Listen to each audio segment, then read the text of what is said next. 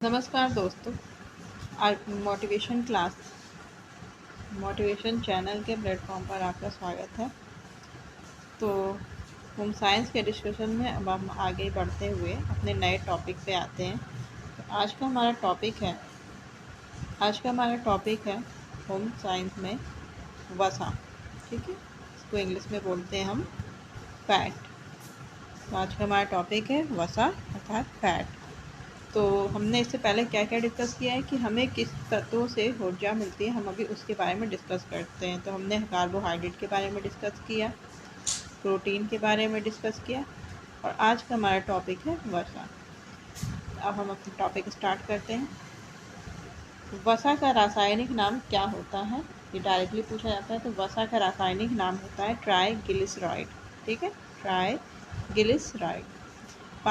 पानी में ये कैसा होता है, वसा जो होता है पानी में अघुलनशील होता है। पर किस में घुलनशील होता है, यह क्लोरोफॉर्म ईथर में घुलनशील होता है। इनसे डायरेक्टली क्वेश्चन बनते हैं। ठीक है, कि क्या वसा पानी में घुलनशील है, क्या क्लोरोफॉर्म में घुलनशील है। तो ये आपको ऐसे ही बताना होगा कि क्लोरोफॉर्म और ईथर में यह घुलनशील होता है, जबकि पानी में यह वसा नहीं घुलता है। और इसका रासायनिक नाम क्या है, ट्राइग्लिसराइड। अगर सरल लिपिड पूछ लिया जाता है आपसे कि सरल लिपिड का रासायनिक नाम क्या है, तो सरल लिपिड को भी ट्राइग्लिसराइड कहते हैं। नेक्स्ट क्वेश्चन है, इसमें नेक्स्ट पॉइंट है वसा का पाचन। जब हम वसा लेते हैं आहार के जरिए, तो वसा का जो पाचन होता है उस प्रक्रिया में वह जब टूटता है तो उसमें से एक ग्लिसरॉल का अणु निकलता है और 3 वसीय अम्ल के अणु निकलते हैं। ठीक है, तो जब वसा का पाचन होगा तो इन दो तत्वों में टूट जाएगा, ग्लिसरॉल और वसीय अम्ल में वसा टूट जाता है। और इसके विपरीत अगर हम बात करें और ग्लिसरॉल और वसीय अम्ल इन दोनों के जुड़ने से क्या बनता है, आपका वसा बनता है। ठीक है, तो वसा का जो पाचन होता है हमारे शरीर में, तो ग्लिसरॉल और वसीय अम्ल बनता है। ग्लिसरॉल का एक अणु होता है और वसीय अम्ल का अर्थात फैटी एसिड का 3 अणु होते हैं। उन 3 अणुओं के नाम दिए हुए हैं। जैसे पहला दिया है ओलिक वसीय अम्ल। ठीक है, ओलिक फैटी एसिड। दूसरा पामेटिक वसीय अम्ल, ओलिक, पामेटिक, स्टीयरिक वसीय अम्ल।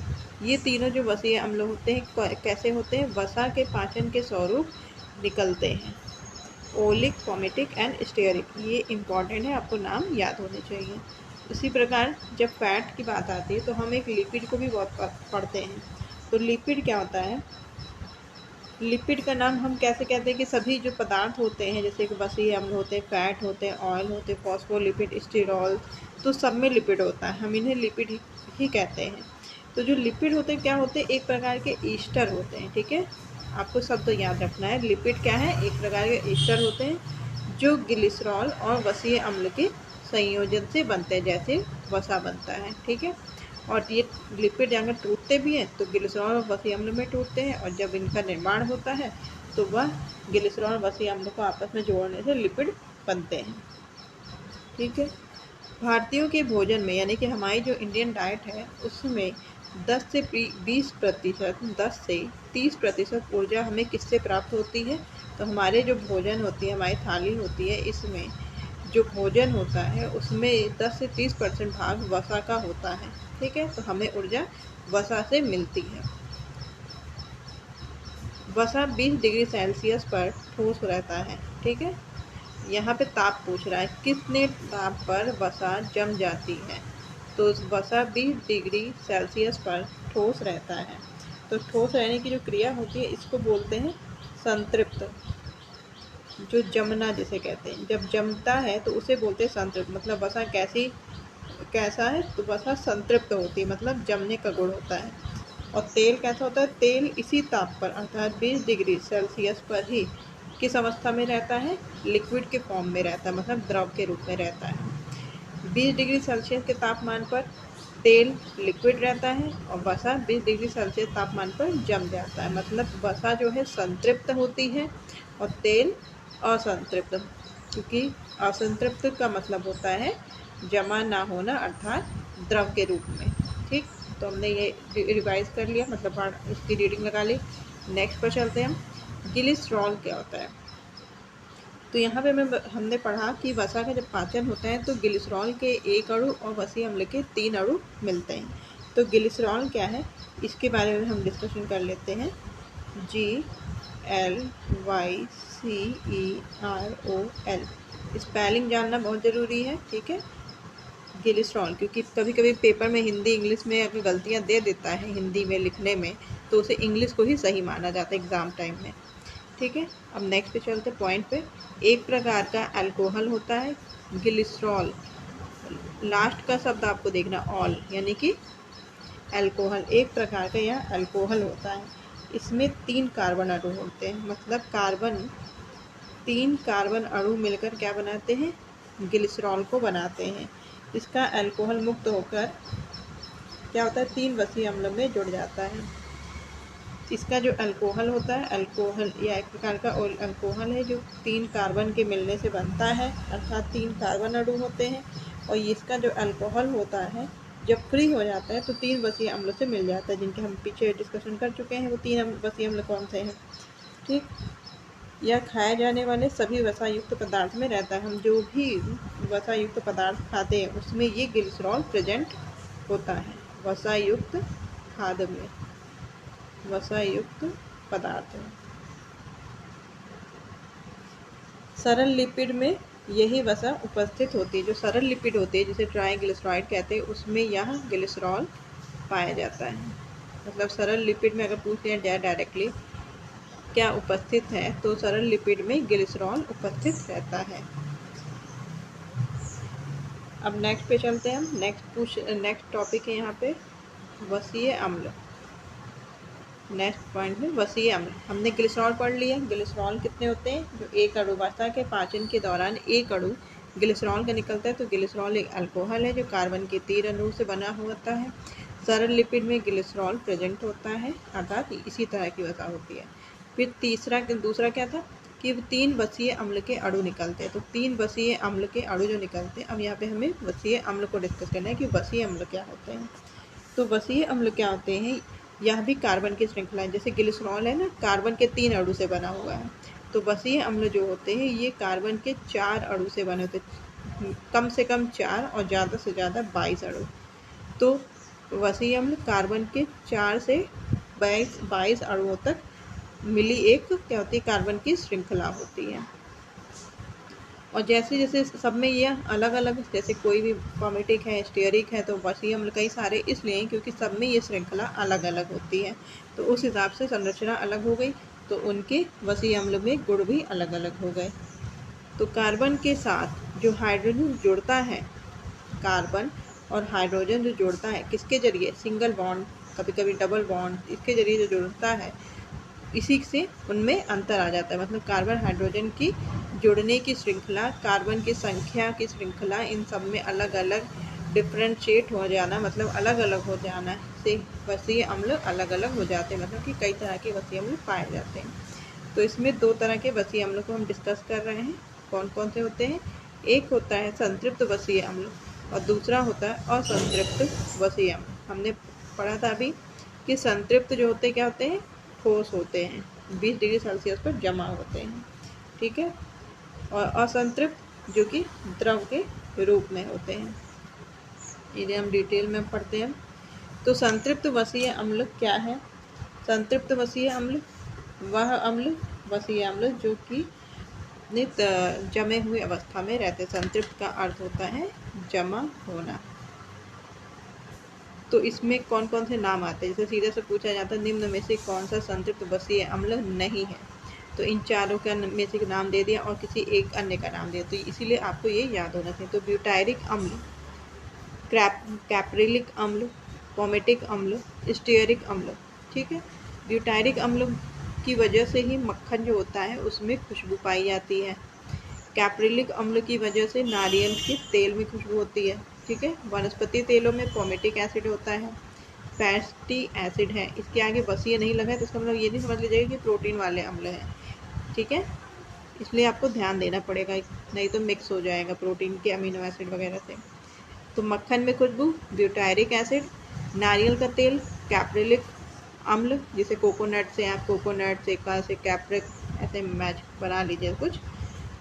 फिर वनस्पति तेलों में पॉमेटिक अम्ल, प्राणी जगत और वनस्पति जगत, मतलब प्राणी जगत से प्राप्त होने वाले तेल, वनस्पति जगत से प्राप्त होने तेल वाले दोनों में स्टीयरिक फैटी एसिड पाया जाता है। ठीक है, तो ये आपके संतृप्त वसीय अम्ल हो गए। अब असंतृप्त वसीय अम्ल जो कि द्रव के रूप में होते हैं। असंतृप्त मतलब जो जमा नहीं होते हैं। तो इसमें पहला है ओलिक अम्ल।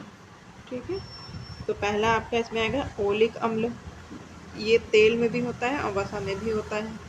फिर पाल्मिटोलिक अम्ल, मक्खन व बीज के तेलों में। लिनोलिक अम्ल, इलियोस्टीयरिक अम्ल, एराकिडोनिक अम्ल। इसमें डायरेक्टली क्वेश्चन पूछे जाते हैं कि आपको 4 ऑप्शन दिया रहेगा, उसमें से 3 जो होंगे संतृप्त होंगे और 1 असंतृप्त होगा या कोई अन्य होगा। तो आपको छांटना रहेगा कि कौन असंतृप्त वसीय अम्ल है, कौन संतृप्त वसीय अम्ल है। ठीक, तो ये आपको देखते हुए याद हो जाएगा। ओलिक, पाल्मिटोलिक, लिनोलिक, एलियोस्टीयरिक और एराकिडोनिक अम्ल। इसमें से जो है हमें इसके आगे पढ़ते हुए चलना है।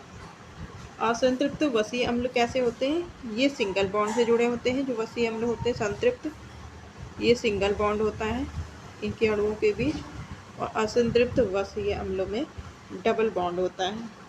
ठीक है, यहाँ पे डबल बॉन्ड होता है। और कैप्रिलिक को अन्य किस नाम से जाना जाता है? कैप्रिलिक को एन डेकानोइक नाम से भी जाना जाता है। एन डेकानोइक नाम से भी जाना जाता है। सबके अन्य साइंटिफिक नेम भी हैं, लेकिन इतना पूछा नहीं जाता है टीजीटी पीजीटी के लेवल पे। पॉमेटिक का इसी तरह नाम है एन हेक्सानोइक, ये डेकानोइक है। ठीक,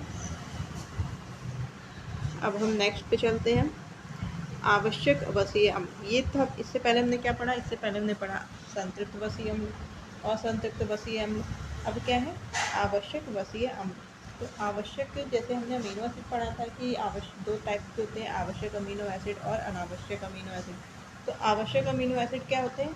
जिन्हें हमें शरीर को ज़रूरत तो होती है, लेकिन वो शरीर में बनते नहीं है, तो उसके लिए हमें भोजन से लेना पड़ता है, तो वो हमारे लिए क्या हो जाते हैं? फिर आवश्यक। उसी तरह वो फैटी एसिड जो हमारे शरीर में नहीं बनते हैं, हमें उन्हें बाहर से अर्थात भोजन से लेना पड़ता है, तो वह क्या कहलाते हैं? वह आवश्यक फैटी एसिड कहलाते हैं। ठीक है, तो यहाँ पे हमें डिस्कस करना है आवश्यक फैटी एसिड। तो इसका निर्माण शरीर में नहीं होता है। इसके एग्जाम्पल दिए हुए हैं लिनोलेनिक और एराकिडोनिक। ठीक है, ये इसके 3 उदाहरण हैं। लिनोलेनिक अम्ल क्या होते हैं? हमारी रक्त वाहिनियों में सेमी परमिएबल बनाते हैं, मतलब अर्धपारगम्य बनाते हैं। सेमी परमिएबल गर्मी के मौसम में जो हमारे शरीर से पसीने के रूप में भाप निकलती है, जब हमें बहुत पसीना आता है और फिर ऐसा लगता है शरीर से भाप निकल रही हो, तो उसे नियंत्रित करने का काम करता है कौन सा फैटी एसिड?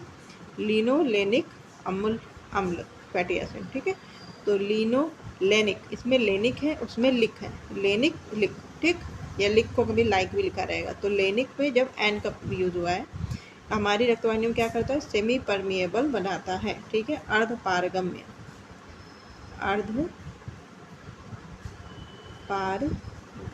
बनाता है, मतलब थोड़ा बहुत आर पार आने जाने को लायक बनाता है। या क्या करता है? शरीर के भाप को नियंत्रण करता है पसीने जब निकलता है। और लिनोलिक क्या करता है? यह अधिक मात्रा एराकिडोनिक अम्ल में बदल जाती है। जब लिनोलिक एसिड जो होता है फैटी एसिड, इसकी मात्रा ज़्यादा हो जाती है, तो वह क्या होता है? वह एराकिडोनिक अम्ल में बदल जाता है। ठीक है, और लिनोलिक अम्ल क्या होता है? इसका किसमें सहायक होता है? तो लिनोलिक फैटी एसिड जो होता है त्वचा संबंधी रोग में सहायक होता है उपचार के लिए। त्वचा संबंधी रोग के उपचार के लिए सहायक होता है लिनोलिक। ठीक है, लिनोलेनिक सेमी परमिएबल, शरीर के भाप के नियंत्रित करता है। लिनोलिक या क्या कहता है? त्वचा संबंधी रोग का उपचार में सहायक होता है।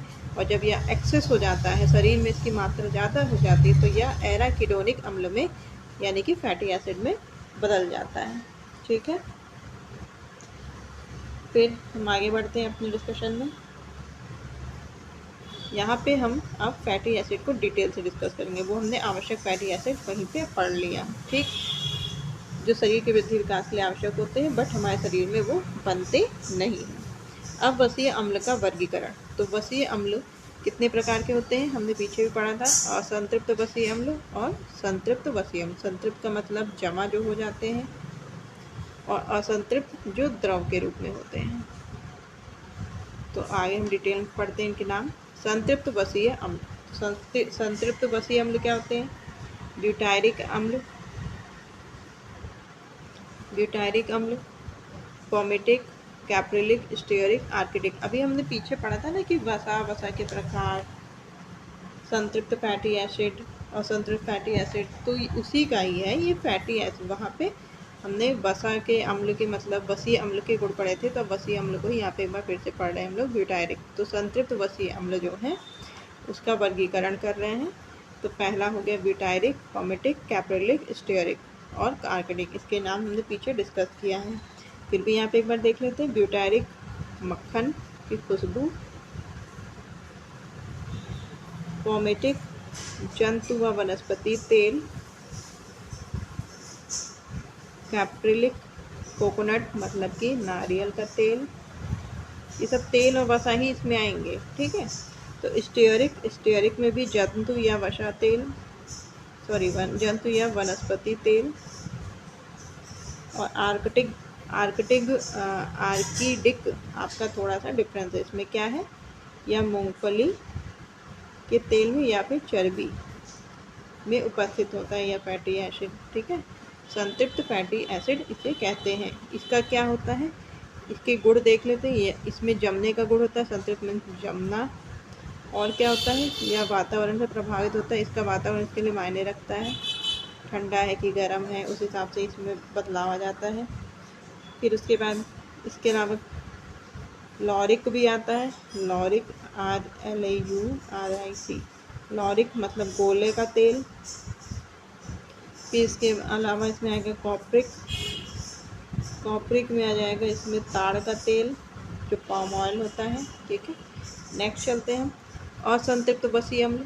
असंतृप्त वसीय अम्ल वो वसीय अम्ल होते हैं जो कि नहीं जमते हैं, नहीं जमते हैं, ठीक है।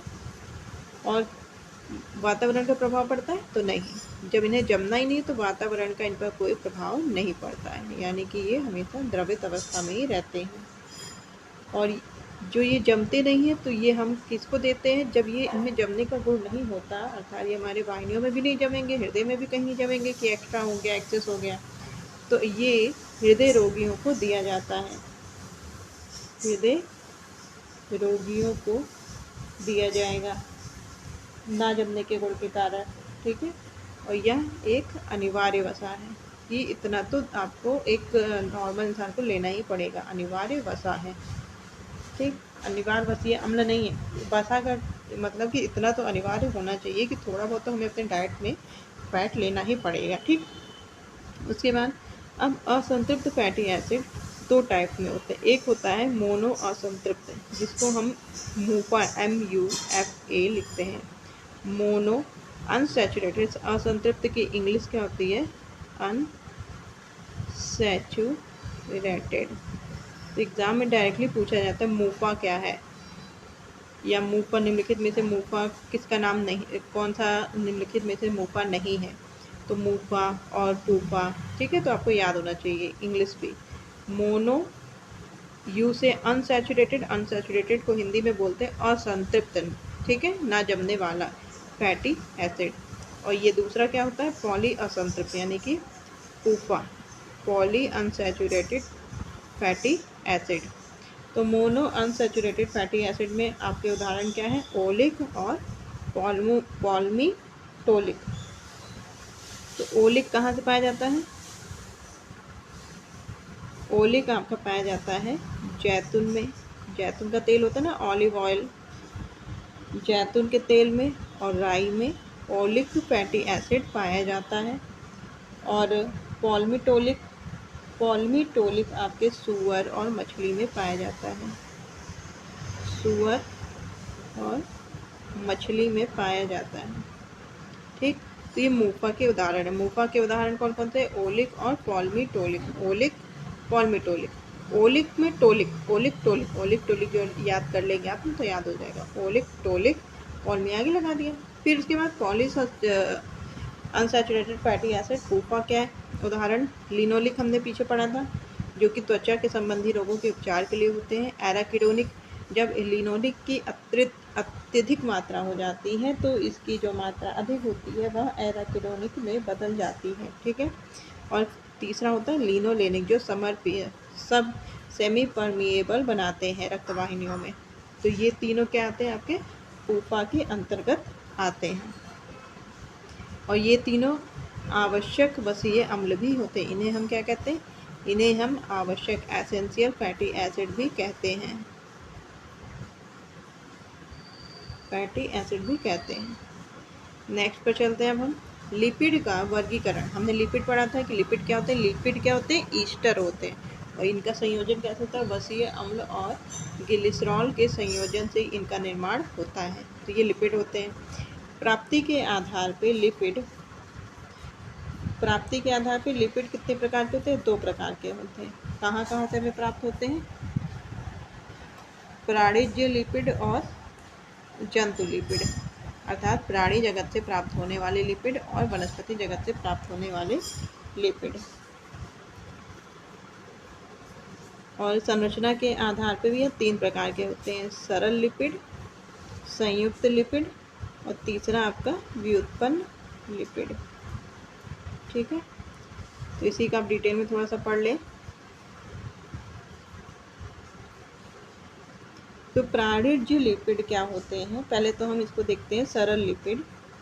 सरल लिपिड में क्या होते हैं कि जो ट्राइग्लिसराइड होता है ना, हमने पढ़ा था ट्राइग्लिसराइड। सरल लिपिड को ट्राइग्लिसराइड भी कहते हैं, जो कि वसा का रासायनिक नाम होता है। ठीक है, तो सरल लिपिड में क्या होता है? भोजन में प्राप्त वसा सरल वसा होती है। जो मनुष्य अपने भोजन में खाता है तो वह नॉर्मली सरल लिपिड में आता है। इसमें कौन कौन से हैं?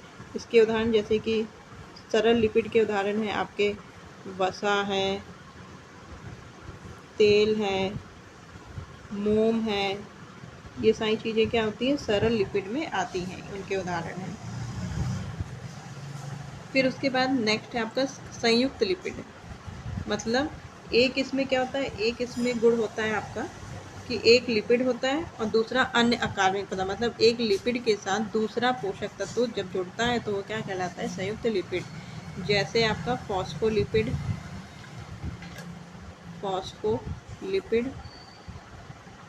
फिर लिपोप्रोटीन। तो लिपो बोले चाहे लाइपो बोले, तो लिपो और लाइपो लिपिड है। और लिपिड के साथ क्या मिल गया आपका? प्रोटीन। फॉस्फोरस मिनरल है और उसके साथ आपका मिल गया लिपिड। तो संयुक्त प्रोटीन का मतलब खुद लिपिड मिलना, अर्थात एक वसा का मिलके दूसरे किसी पोषक तत्व, चाहे प्रोटीन हो, मिनरल्स हो, कार्बोज हो, इनका मिलना वो संयुक्त लिपिड कहलाता है। तो लिपोप्रोटीन के बारे में अभी हम डिस्कस करेंगे, तब तक और उदाहरण देख लेते हैं। फिर इसका और क्या है, जैसे ग्लाइकोलिपिड,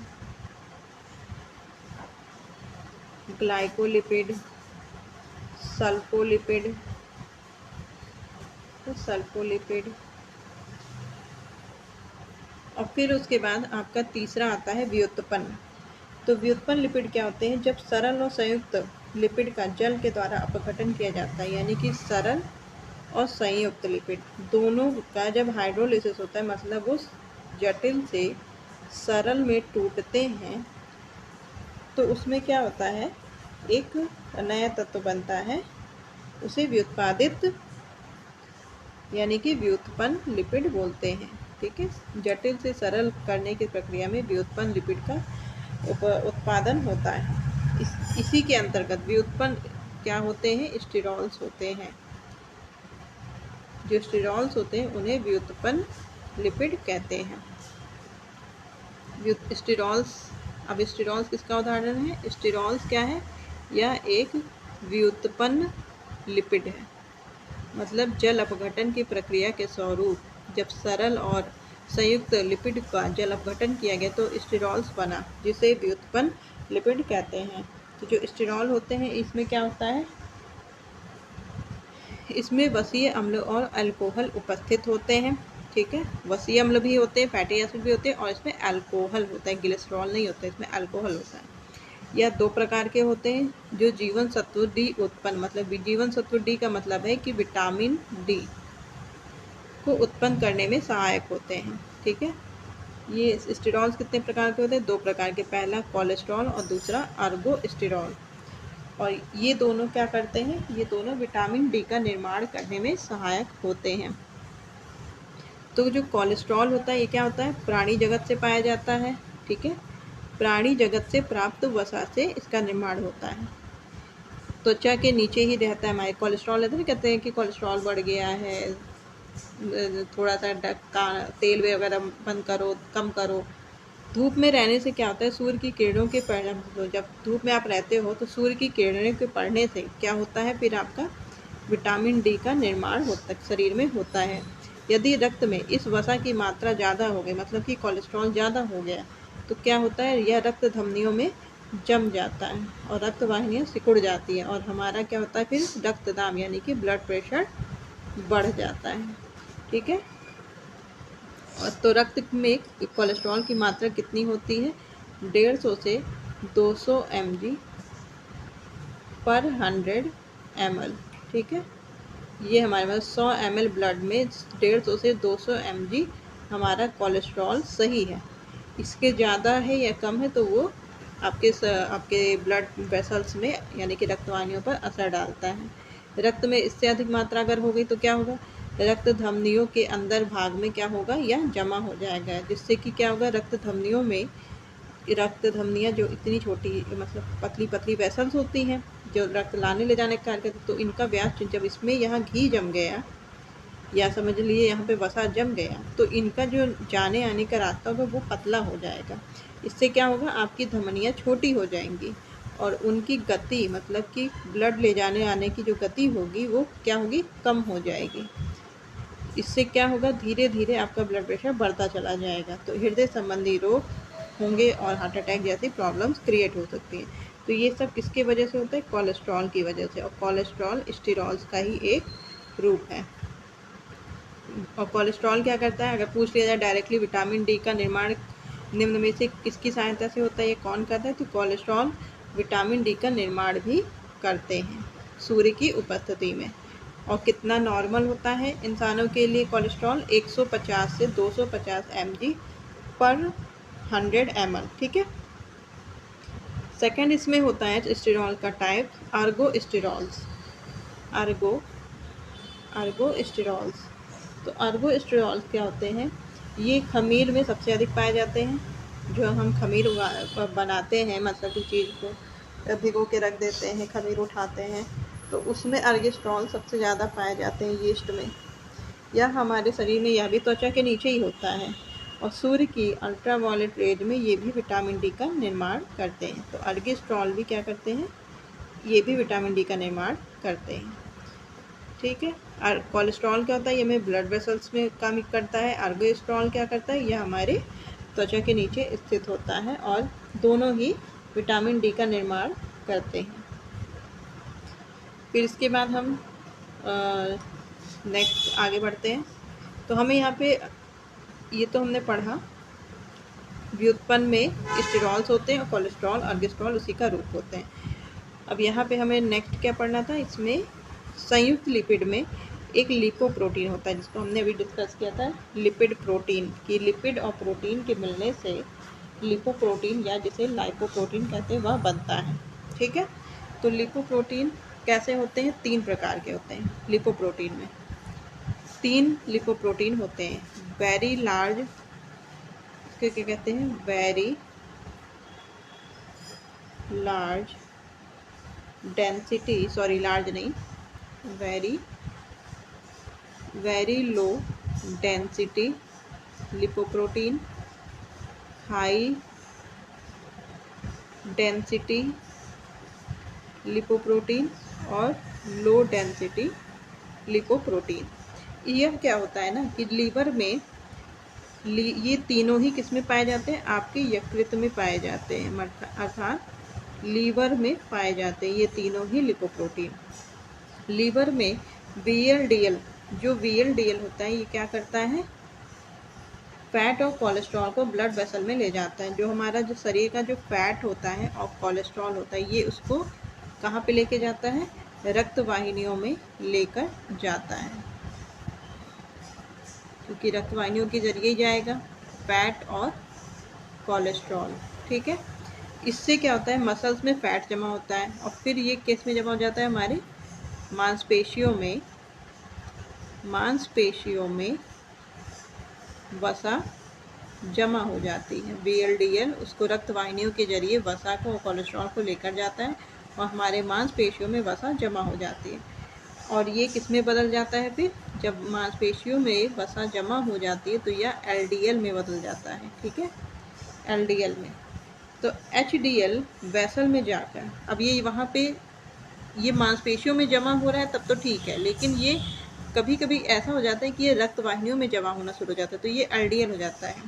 तो HDL वहाँ पे आकर हाई डेंसिटी वाली जो लिपोप्रोटीन है ये क्या करता है, HDL ये रक्त वाहिनियों में जाता है और LDL जो यहाँ पे LDL जमा हो गया है, LDL क्या कर रहा है, रक्त वाहिनियों में वसा को जमा दे रहा है, तो वहाँ से वसा को वापस लीवर में लेकर आता है। तो HDL क्या करता है, रक्त वाहिनियों में जमा करने वाली वसा यानी कि LDL को वापस लीवर में ले आता है। यह कौन करता है, HDL। ठीक है, अब एक बार हम इसको सिंपली या फास्टली समझते हुए देखते हैं। तो ये आपका लीवर है, ठीक है, लीवर में ही ये तीनों है, लीवर बहुत परफेक्ट नहीं बना है। ठीक है, लीवर में HDL, LDL और VLDL होता है। तो VLDL क्या करता है, ये आपकी पतली पतली वेसल्स हैं, इनमें क्या करता है, इनके जरिए वह वसा और कोलेस्ट्रॉल को VLDL लेकर जाता है।